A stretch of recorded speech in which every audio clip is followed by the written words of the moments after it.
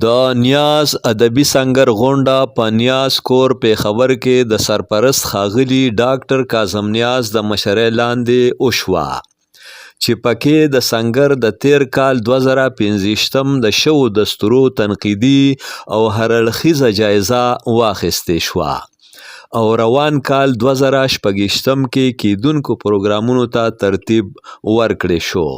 په دغه پروګرامونو کې د مورنو ژبو نړیواله ورځ نمانځل، د نامتو لیکوال، صحافي او ډرامه‌نګار ښاغلي نورالبشر نوید د درناوي دستوره، د سترې څېړنکارې، مصنفې او شاعرې پروفیسر ډاکټر سلما شاهین د قدرولو تقریب، د سنګر د چیرمن محترم پروفیسر اسیر منګل په درناوي کې غونډه او ځینې نورې ادبي ناستې شاملې دي.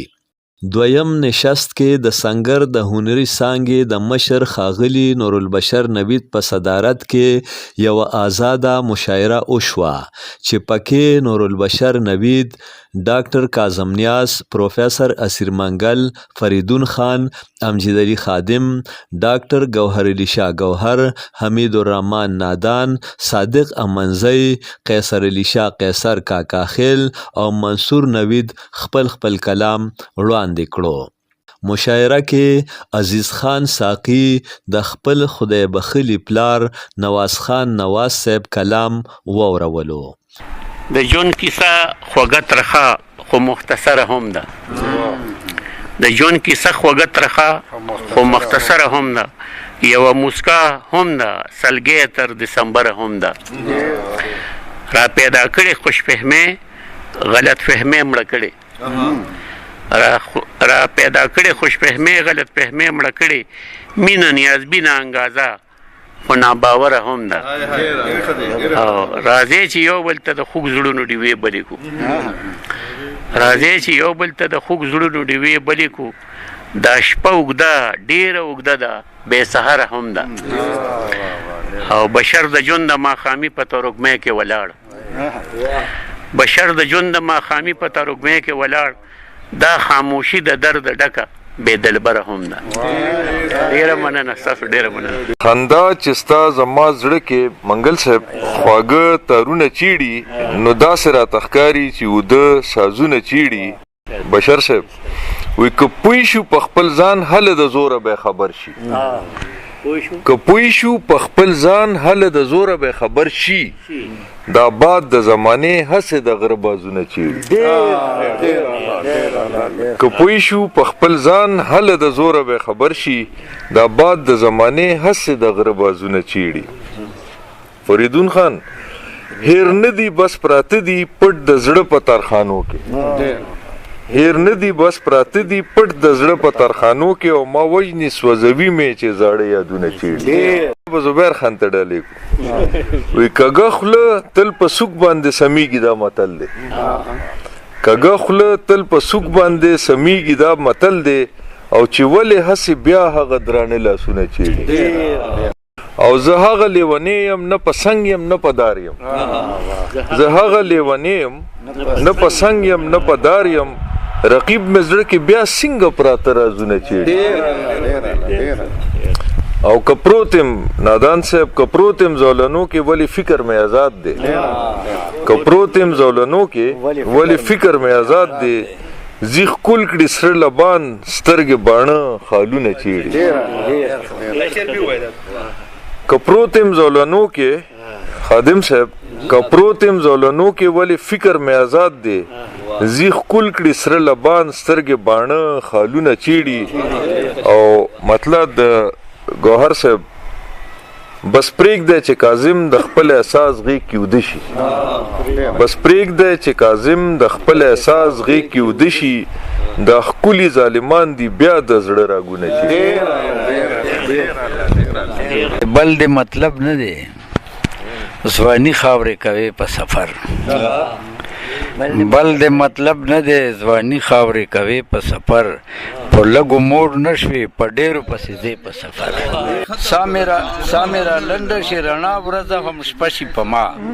چې چېرته ووینم د چا زلفې اوږدې په سفر. او ما اورېدلي دي د بل چا د ویلو نه دي. ما اورېدلي دي د بل چا د ویلو نه دي، ما اورېدلي دي د خلکو نه کیسې په سفر. وخته ښایسته ښایسته ځوانان دې ټول بې ځایه کړلو، وخته ښایسته ښایسته ځوانان دې ټول بې ځایه کړلو، وخته تنکۍ ځوانۍ بې اوره سوځوي په سفر. او اخري مقطع د زله ساړه شم یخه واوره د شپې خوب نه راځي، زله ساړه شم یخه واوره د شپې خوب نه راځي، منګله ته چې تودې ورځې تېروې په سفر. ته خو خلک ملحدان دي ساکي، څومره بېمینې انسانان دي ساکي، او تا سره هر سړی د خوده وځي، اوس د میخوار کله په ځان دي ساکي، او چا چې اظهار د محبت کړی دی هغه د ژبو اویزان دي ساکي، او د نفرتونو باچاحت دی دلته ښکلي خیالونه بندیوان دي ساکي، او هغوی ته خپله لار معلومه نه ده څوک چې په بل پسې روان دي ساکي، او په بې وفا کې چې وفا لټوي زموږ سوچونه لیونیان دي ساکي، او هډو د مینې په ژوند نه دي خبر دا نه نفرت نه جوړ بوتان دي ساکي، او په عبادت چې تجارت کوي څوک زما نظر کې کافران دي ساکي، او کله مې وجني کله ژوند راکوي څومره رنګونه د جانان دي ساکي، او زموږ په رنګ انسانان د خاورو راته جوړ شوي خدایان دي ساکي. د کال او ولس مکالمه. کال 2015. زه خو دغه وم چې لاړم، بس په خدای باندې مسپارم، پرون نوی وم نن زوړ شم، نوره کډه در ننغاړم. زه هم دغه پوره کالم، چاته کال چاته کمالم، ډک د حسن د رنګونو لکه سم د بوډۍ ټالم. کال 2016. زه ورځه زه راغلم دایم، زه ورځه زه راغلم دایم، لتا یو په لس جدایم، ژوند پرسته شازلموله یو امید یوه رڼا یم. زه یو کال د ترقۍ یم، غږ د مینې او مستۍ یم، د طبقاتو کشمکش کې مل د ټولو د سیالۍ یم. ولس دواړه خپله مخه نیسئ، نور د بل چا میلمانه شئ، چې یو سوچ زمونږ نه وي نو کولی تاسو څه شئ. دا په میاش او په کال نه ده، د خپل رور په زوال نه ده، بده ورځ راته چیلنج دی، دا په جاه و جلال نه ده. بغاوت د وینې غواړي، حرارت د وینې غواړي، انقلاب به یو حل وي، سکوټ جواب به یو حل وي. والسلام. دغه باد د ځانځانۍ دی هم یو والی ته خطر دی، چې خپل کور می ټول کنډر کړو نو په دو لره کرا اختر دی. رڼا ورځې ورکېږم شومدم کې را پیدا شم، د تیارې او رڼا منځ کې بس زما د ژوند سفر دی. د منبر نه هم بېلتون دی، رهبران مو هم بیل غواړي، هر طرف ته یو ګیر شوي د هر چا جدا منتر دی. روغې شپې مې شولې شلې، سترګې شته خو لیدې نه شو، ټول بچي راته تړه کېږي چې روزګار زما نهر دی. او زوړ د کسب دیوال پریوت، د خندا په پیغورونو زنکدن شو د فنونو، چې لا دا څنګه سهار دی. انادان کډه اغستی ځان له ځای د سکون ګوري، د جومات دروازه پورې میخانه کې هم نن شر دی.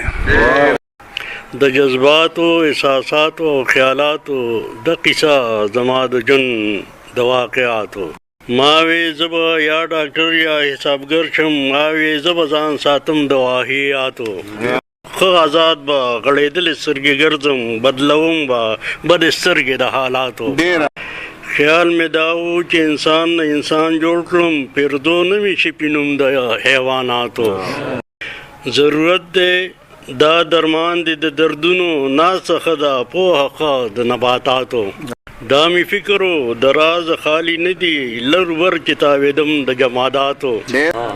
فضیلت دی خو خدي کول غواړي، ځان ژغورل خدي د بدو بد عاداتو. خلکو یاد ز په نامه د لیونی کړم، خلکو یاد ز په نامه د لیونی کړم، وخت حالاتو ز ګوهر سودایي کړم.